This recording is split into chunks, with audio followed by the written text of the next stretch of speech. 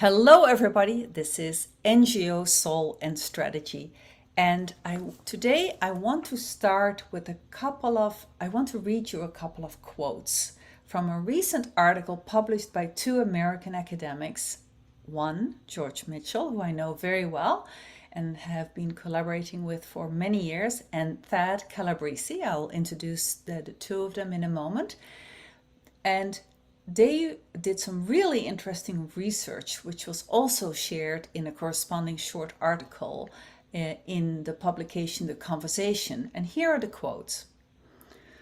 Norm adhering nonprofits sacrifice about half of their mission impact over a 10-year period compared with norm busting nonprofits. And the second quote, foregone mission impact is the hidden cost of trustworthiness. Now, dear listeners, does that not make you want to sit upright? A little introduction. I've known George Mitchell it is, for about 20 years, which is kind of scary, and we have collaborated a lot. And an early interview with him and my colleague Hans Peter Schmitz can be found in episode 7, which we will link to in the show notes.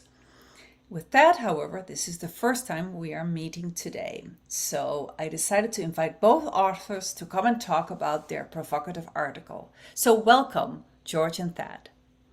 Thank you for having us. Thank you. I look forward to this. So here's a quick bio. George Mitchell, Associate Professor of Nonprofit Management at Baruch College at the City University of New York City. And he's also the director currently of the Center for Nonprofit Strategy and Management. He is also a Daniel Patrick Moynihan Research Fellow at Syracuse University, has been an independent consultant at Interaction, the US umbrella organization for NGOs, has a PhD from Syracuse University, and, for me very relevant, George started his career as a practitioner in the international contractor business, an industry that is adjacent to and a competitor to that of NGOs. And what I really appreciate about George is that he's always had a respect for the perspectives and experiences of NGO practitioners, which I've been very grateful for. George is also importantly the co-author of our joint book with Hans Peter Schmitz, Between Power and Irrelevance, the Future of Transnational NGOs, that came out in 2020 with Oxford University Press. And Thad Calabrese is Associate Professor of Public and Nonprofit Financial Management at New York University. I almost forgot that. He was an assistant professor at Baruch College earlier, and he has a PhD from New York University.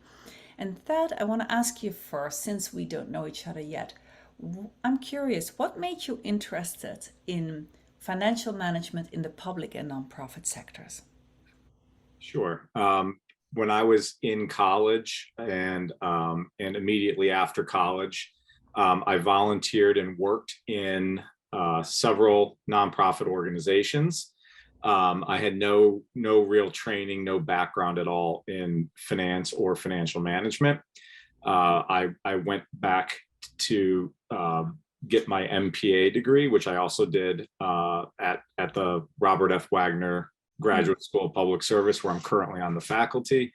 And the school, this was talked about a long time ago, Tosca. This was 25 years ago, roughly, different century. And the Wagner School is unique in that it actually has a very strong financial management program. And I was lucky to learn from some of the faculty who were there. And it was there that again, I had no background in it, but I became very interested in it. And then afterwards, I graduated and I started my career where I worked as a consultant working with nonprofits, with a consulting firm who worked with nonprofits, especially for those that needed financial management assistance or their back office operations. And I did that for many years before I went back and did my PhD. So that's how I came to my interest in financial management, less as a theoretical point of exploration and more as something that I wanted to do because I thought it was an important area for nonprofit organizations that seemed, in my experience, to be relatively weak. Yeah, and I myself have absolutely no background in it, so I'm sure your students appreciate the fact that you used to work in practice before you came to academia. So maybe I'll start with you, George, first. Tell us a little bit about in a nutshell, your overall research agenda for you individually. What are you most intrigued by or interested in when it comes to the nonprofit sector, both domestically here in the US, but also internationally? And then Thad, I'll ask you the same. Sure. So you're already aware, of course, of my research agenda about international NGOs, and I think we've already had a podcast previously about the book.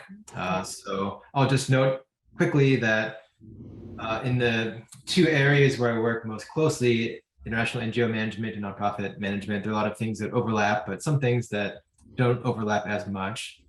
On the national NGO side, I'm very interested in the process of reform and adaptation and looking at organizations that are trying to respond to a lot of criticisms that have been levied by civil society about their effectiveness, their accountability, their representation, their future relevance in general, and the challenges and frustrations that leadership in those organizations confront as they try to adapt and reform to remain relevant and effective and accountable.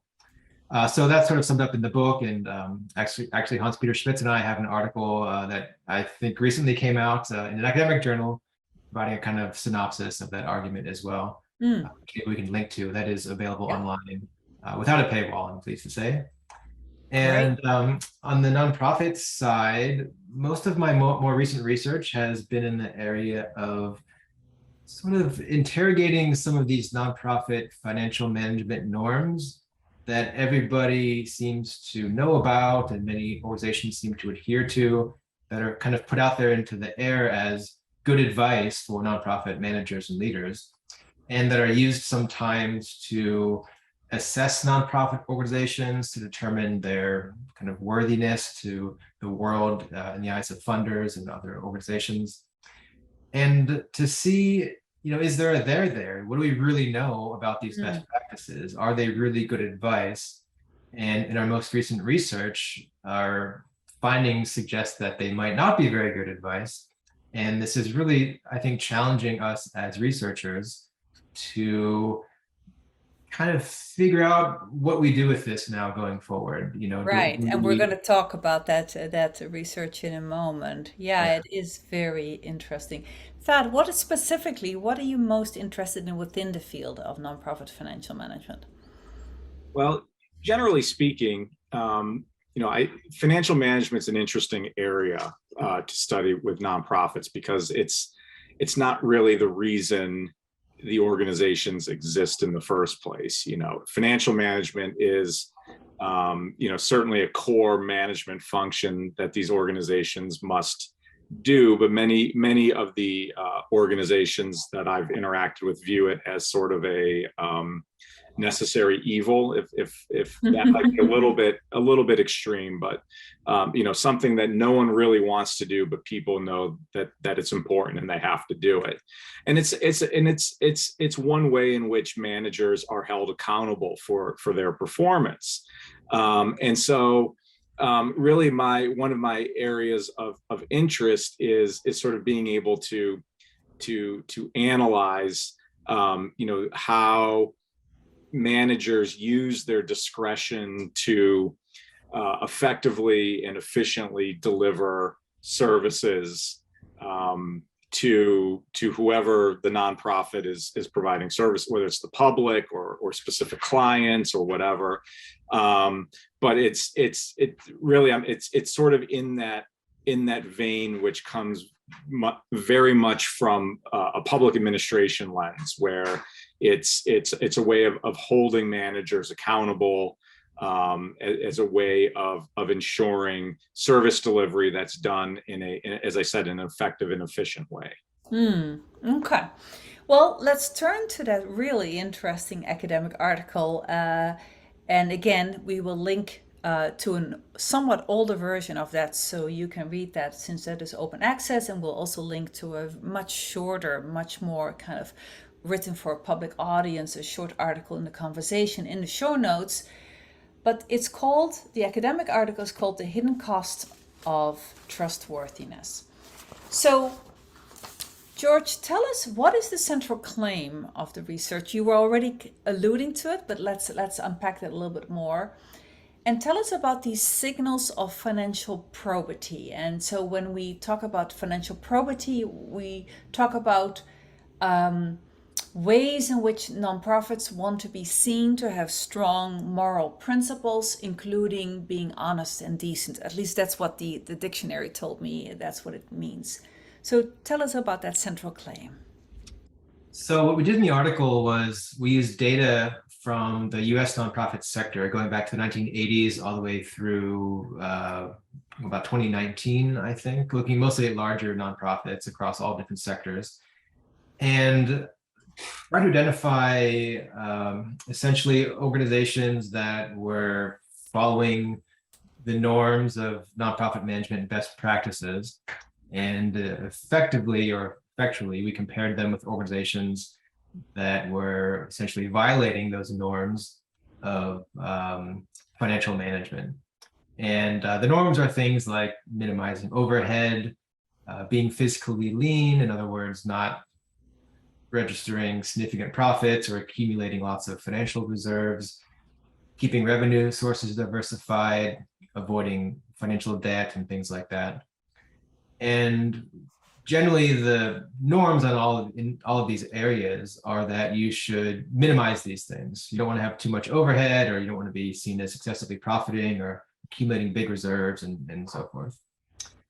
So we did our analysis and found that over a period of a decade, nonprofits that violated these norms performed much better, financially speaking, than those that adhered to those norms collectively. And the magnitude or the size of that effect, measured in terms of total spending, was about 53%. So the conclusion was that by adhering to these financial norms in their totality, you're sacrificing about half of your mission impact as measured by total spending over about a decade. Okay, so let me turn to Thad and just ask him to unpack a few things a bit more. So just for our audience, because this audience of this podcast is particularly international nonprofits and not just those that are based in or registered or founded in the US, but all over the world. The population that you research, is that only US domestic nonprofits? Is it US nonprofits including domestic and internationally focused ones, or is it a different population? They were nonprofits based in the US. They could have been providing services within the US. They could have been providing services outside the US, but most of the sample were nonprofits providing services within the US. Okay, that's good to know. And what I heard George say, and tell me, Thad, if I misheard this, that in terms of performance, you concluded that in terms of financial performance, they did as much as 50% or 53% better than those that are adhering to these financial myths, which in a moment I'll ask you to unpack a little bit more. Is that right? So we're talking about we're talking about revenue? We are talking about spending. One of the inherent problems in this line of research is that, and we will talk more about this, I'm sure, as we discuss this paper, is that measuring the impact that nonprofits have, or the program outcomes or outputs that nonprofits have, is extraordinarily difficult. It is not impossible, but it is something that many organizations do not do, and it is certainly data that is not readily available. Right. And so what we care about is measuring those impacts, but because we don't have access to that type of data, because it doesn't exist for the most part, we instead focused on spending under the, I think, correct assumption that the two, impact and spending, would be highly correlated with each other. Okay, yeah, yes. So you're saying those nonprofits that disregarded these fairly kind of orthodoxy type of classical financial trustworthiness norms that we'll unpack a little bit more in a moment, that they resulted in about 50% more spending and therefore presumably more impact. I'm just trying to capture it in a nutshell. And maybe a better way to conceptualize what that 50% means is that their spending was able to grow by 50% more relative to the nonprofits that adhered to those norms. Got it. So Got it's it. not just that they grew, but relative to the ones that chose to adhere to the norms, their spending was able to grow 50% more in that time period. Got it. Got it. So let's take a little bit more time to really take this in, right? So the signals that you studied and these kind of fairly widely accepted norms of financial decency and honesty and moral principles set for nonprofits are: one is that you keep your overheads as low as possible. Two, that you try to be generally financially lean. Three is that you try as much as possible to diversify your revenue, right? And four is that you try to avoid debt. Is that correct? Okay, I just want our audience to kind of take that in.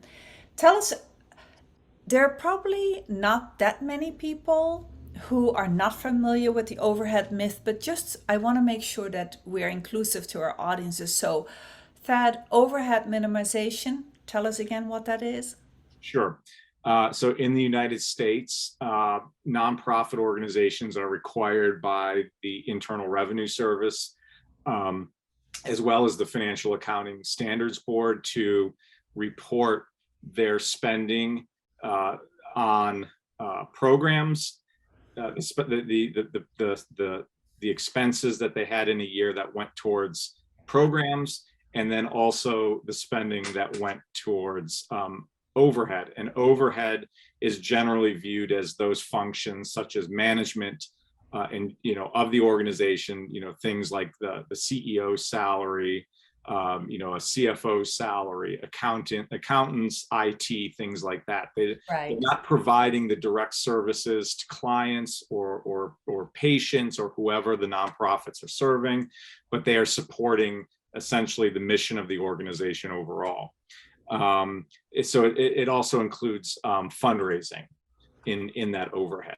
Got it. The idea that minimizing overhead is beneficial is that nonprofits ought to be spending their money directly on the clients as much as possible, whoever they support.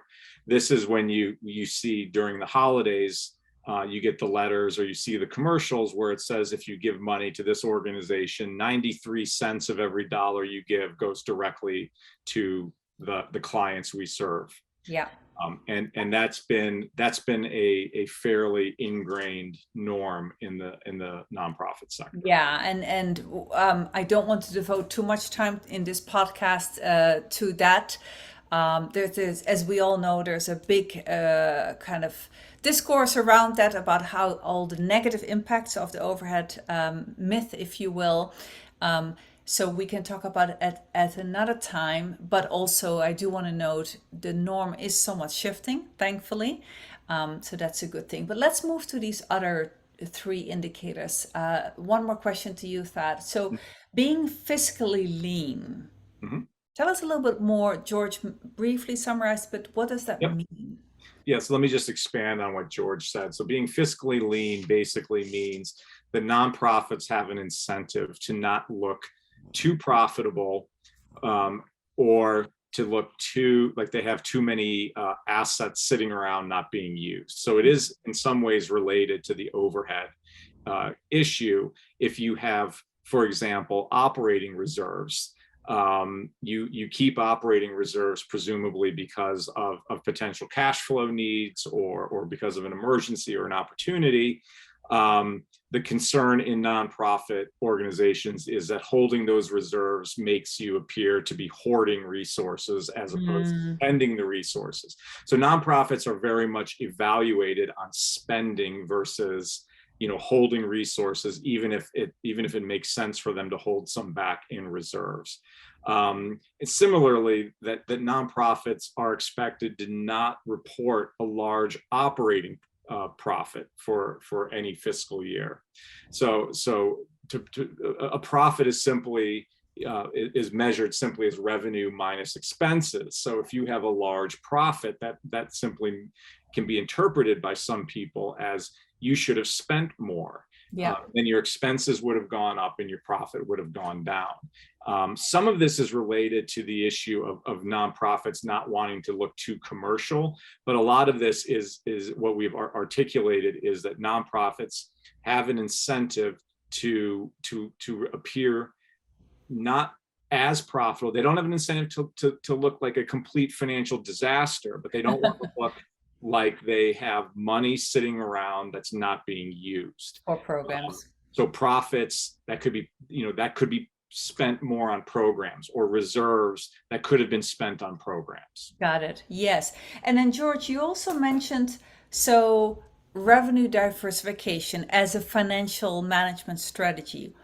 So you're saying, are you saying, the two of you saying that it's not from a financial perspective, and therefore ultimately from a spending and impact perspective, as you said, not a wise idea to seek revenue diversification? That seems to go against one of these orthodoxies that I myself, by the way, also used to adhere to until fairly recently, when somebody else told me actually the research on that is, and I don't mean now the academic research, but the practitioner research actually indicates that it's better for nonprofits once they've figured out what types of revenue they're good in acquiring, that they should get better and better and focus more and more. But tell us more how you dealt with that in the research. So there's an interesting body of research that precedes our latest paper, which is what caused us to test for this effect. And that research has found that it's actually a lot more complicated than is, I think, commonly supposed. So the idea behind diversification really comes from the sort of for-profit sector, the investment sector, where you have somebody with a portfolio of different stocks, for example. And so to mitigate risk in that stock portfolio, you want to have a bunch of different types of stocks, so they're not all rising and falling together in a way that exacerbates risk. So you don't want to be up 50% one day and down 50% another day. So to avoid that, you diversify your portfolio. So the analog here in the nonprofit sector is that nonprofits have different types of revenue sources. They might have fee income, income from government contracts, income from foundation grants, income from high net worth individuals and other kinds of campaigns and so on. And so the analogy is that the more of those you have, the more diversified you are. And so that protects you against financial risk. It means you're a safer, more responsibly managed nonprofit. One of the things that is impressed upon nonprofit managers, by the law, as well as I think culturally, is that nonprofit financial management should really strive to avoid risk. And so diversification is seen as a way to adhere to that norm, that you're working with other people's money that's been given in good faith to serve a constituency in need, and that money should not be put at financial risk unnecessarily. So there are good reasons to expect diversification is a good idea, and to diversify in some ways as a way of managing risk.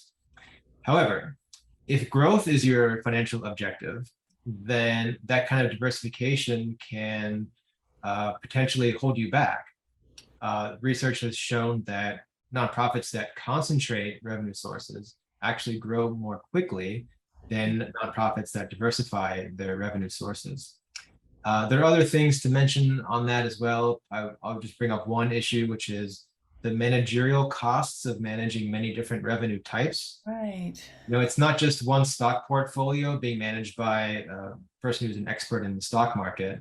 you're talking about bringing on somebody who understands government contracts, somebody who understands donor relations with high net worth donors, somebody who can write grants and manage foundation grants and awards and so forth. So by diversifying it in that way, if that's being done for the sake of diversification, you're also sort of adding a lot of administrative expenses to managing that portfolio that might actually be limiting impact. And yeah, that makes a lot of sense.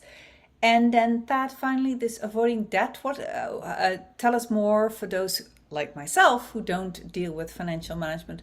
What kind of debt, what's the issue here with the norm?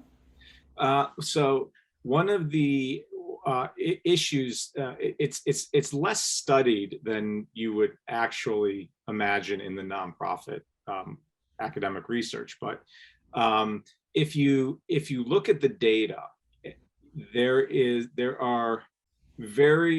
a small amount of nonprofits that actually issue financial debt, and financial debt, things like bonds, mortgages, notes, things like that. Mm-hmm. Obviously, there are certain types of nonprofits that do issue this type of debt, and there's no sort of cultural norm against it. Private higher education, like private universities, nonprofit hospitals, they issue lots of debt. That's not an issue. They're capital intensive. But what we're talking about is really for the more of the smaller service providing not-for-profit organizations. A lot of these entities do not ever issue financial debt, even if doing so would make it that they could acquire capital, which would allow them to expand their service offerings or to have more impact on what they do. And again, you can observe this by looking at the 990 data and seeing the small number of organizations that actually issue this financial debt. Okay, and just to interrupt you for one moment, for our non-American listeners, the 990 forms, do you want to just one more time explain what that is? The 990 forms are tax information forms that not-for-profit organizations that reach a certain size, and it's not that large, but must file annually with the Internal Revenue Service of the federal government. And the information is not audited financial statements, but it includes much of the information that you would find in some of the financial statements of the audit. Yeah. Now let me ask the two of you, maybe first starting with George. Did your research also try to identify the pathways by which those nonprofits that ignored these financial norms, those 4 financial norms that we talked about, the pathway by which their revenue grew, their spending, I should say, grew by as much as 50%? Or that's coming next? Well, in the paper, we looked year by year to look at effects over time, and then we added all those effects together over a 10-year period to get the total effect of that 50%. So we do have those curves, so to speak, showing kind of what it looks like year by year to break down these different effects over time. I think what's also interesting, or perhaps even more interesting than that, would be to follow this up by speaking with nonprofit managers and asking them about their strategies and trying to gauge the extent to which they would like to violate some of these norms, but feel that they can't because it might cause some kind of complications or reputational problems or questions from funders or other stakeholders. Or from boards. Yeah, and also to look in with organizations that have, we call it, busted these norms or kind of violated these norms, so to speak, and to see how they were able to do that, to basically compare those two types of, assuming we could identify like norm busting versus norm adhering organizations, and to sort of compare their philosophies, how they're funded, how they manage relationships with their stakeholders, and to That try would to be understand. really interesting, almost Yeah. like a positive deviant kind of approach. Yeah, but I understand that that is coming up next. Well, it could be. Thad and I have had a few ideas for subsequent research. A lot of it comes down to time and potentially funding for us as researchers as well. Yeah, to do that research. Yeah. One more question I want to look at before we have to bring this to a close, and that is in practitioner terms. So you use this term that I've seen before in academic research, contract failure theory in nonprofit studies. How can you explain to practitioners what that means?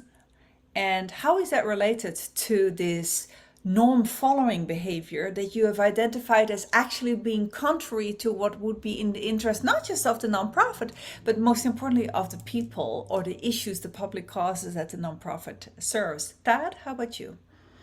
Sure. George will jump in when I say incorrect things. Contract failure is this notion that one reason that nonprofits exist in certain sectors is because the thing that the organizations provide or do is difficult to observe, and so the idea is that nonprofits are better providers of those services. Those services might be, health. Like, what does it mean to provide healthcare? It might be difficult to observe. What does it mean to provide education? Again, might be difficult to observe. So the idea is that nonprofits are a better form compared to for-profits because nonprofits don't have the same profit maximization incentive. So whereas a for-profit would have an incentive to reduce quality, to maximize profits, or to reduce quantity to maximize profit, nonprofits don't face that incentive because if they earn a profit, they can't distribute those profits. And so it has to stay within the organization. And so nonprofits are viewed as being more trustworthy because they lack that profit maximization incentive to provide difficult to observe, measure, however you wanted to talk about it, outputs and outcomes. That's why the title refers to the cost of trustworthiness, because the idea of contract failure is that nonprofits are more trustworthy, and so we extended that argument that they maintain this trustworthiness not by producing observable outcomes and impact, although we can debate whether that's a legitimate issue at this point in time, but they basically they express it through these four, and there are more, but we discussed these four ideas of fiscal probity. And so, George, we of course talk about it in our book as well, right? That is one of your many contributions to that book. You want to amplify a little bit before we bring this to a close, and also bring it back to how that relates to those four specific norms, financial norms? Sure. Yeah. So the idea is that because we don't really have visibility into nonprofit impact or international NGO impact, at least not in a systematic and credible way, in the big picture of things, we instead surveil nonprofits to ensure that they're trustworthy. Because if you can't see the results of their activities, then you want to make sure that they're trustworthy, so you can trust or have faith that they're achieving the results that you expect or believe that you are supporting with your contributions. So the way nonprofits do that is they signal their trustworthiness by reporting, in the US case, to the Internal Revenue Service that they have low overhead and very little debt and all these kinds of things. And there are organizations online that take this information and rate and evaluate nonprofits, for example, to sort of direct donors toward the organizations that appear to be the most trustworthy or the highest performing according to their financial reporting information. And this is a way for nonprofits to sort of cope with the uncertainty of nobody really having a lot of good information about impact. If you don't have the impact information, then you can say, well, but we're trustworthy. Look at our financial information. It strongly suggests that we're not hoarding money, we're not making excessive profits, we're not diverting money away from programs, we're not highly indebted or these kinds of things. And so because we're trustworthy, you can support us and don't have to concern yourself too much with the fact that there is a lot of information about our impact out there. So that's why in the article's title, we're alluding to this idea of the hidden cost of trustworthiness. Yeah. Because in order to appear to be trustworthy, you've got to send these signals that might actually be limiting your ability to achieve impact. And this trade-off is something that I really wrestle with, because there really shouldn't be any trade-off at all if we had these best practices more refined. So moving forward, one question is, how do we understand and create those refinements so that looking trustworthy doesn't conflict with maximizing your impact as a nonprofit? Yeah, good point. There are so many more things we could explore, such as what exactly makes these 4 financial norms so persistent, so tenacious. But let me just finish now on this question. If funding was not an issue, where would the two of you take this particular research next? Thad? Well, I think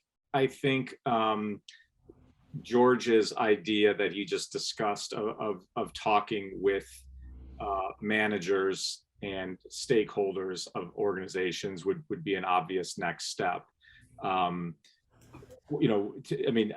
That would actually start to address the question that you just passed on, Tosca, which is why does this persist? Well, it persists because nonprofits, they've very much embodied it, and they perpetuate it in many ways. Yeah.